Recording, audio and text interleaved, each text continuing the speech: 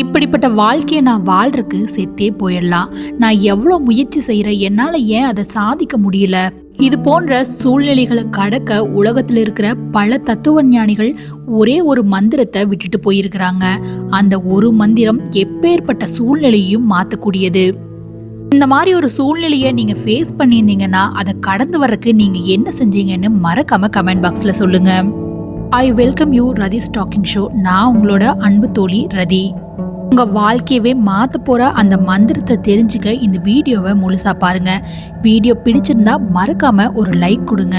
இது போன்ற வீடியோக்களை தொடர்ந்து பார்க்க ரதிஸ் டாக்கிங் ஷோ அப்படிங்கிற நம்ம சேனலை சப்ஸ்கிரைப் பண்ணி எனக்கு ஒரு சப்போர்ட் பண்ணுங்க.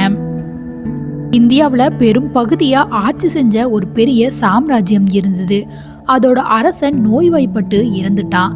அவனோட மகனுக்கு ரொம்பவே சின்ன வயசு. இருந்தாலும் அப்பா மாதிரியே நல்லா ஆட்சி செய்யணும்னு நினைச்சு பல நூல்களை படிச்சான்.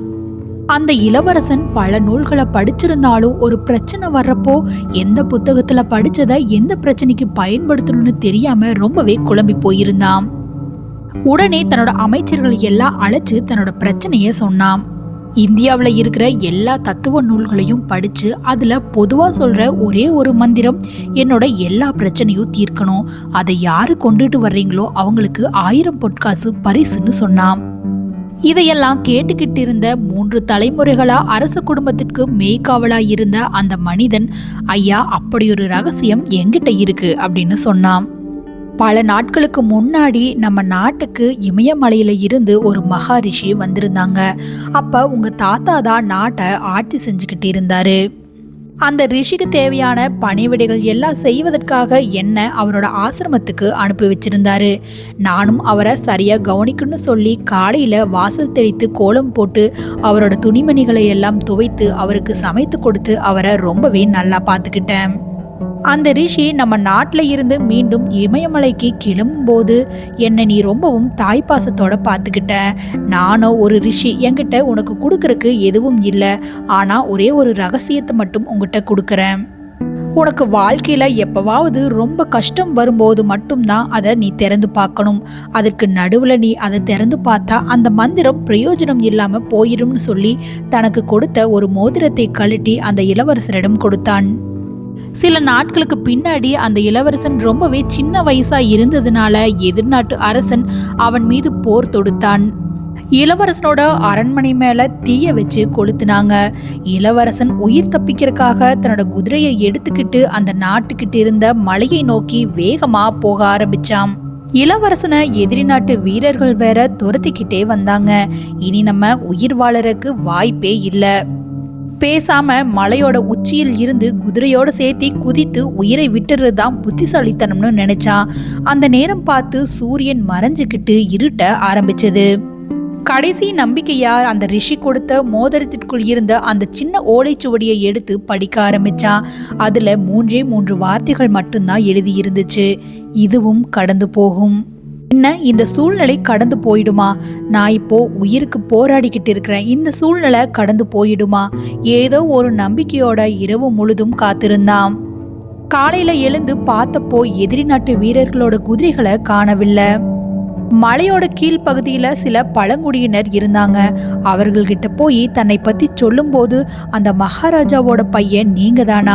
மாளிகை எரிஞ்சப்போ நீங்களும் இறந்துட்டீங்கன்னு நாங்க நினைச்சோம் அப்படின்னு கதறி அழுதாங்க, அன்பை பொழிஞ்சாங்க. நாட்கள் செல்ல செல்ல அந்த மலைவாசிகளுக்கு குதிரை ஏற்றம், வாள் பயிற்சின்னு தனக்கு தெரிஞ்ச எல்லா கலைகளையுமே கற்றுக் கொடுத்து ஒரு பெரிய படையையும் உருவாக்குனாம். தன் நாட்டை பிடித்து வைத்திருந்த அந்த எதிரி நாட்டு வீரனோடு தாய் மண்ணுக்காக உயிரை கொடுத்து போராடி பெரும் வெற்றி பெற்றான். தன்னோட இளவரசன் மீண்டும் வர்றதை நினைச்சு விழா கோலம் பூண்டிருந்துச்சு. மக்கள் எல்லோருமே இளவரசன் மீது மலர்களை தூவி வரவேற்றாங்க.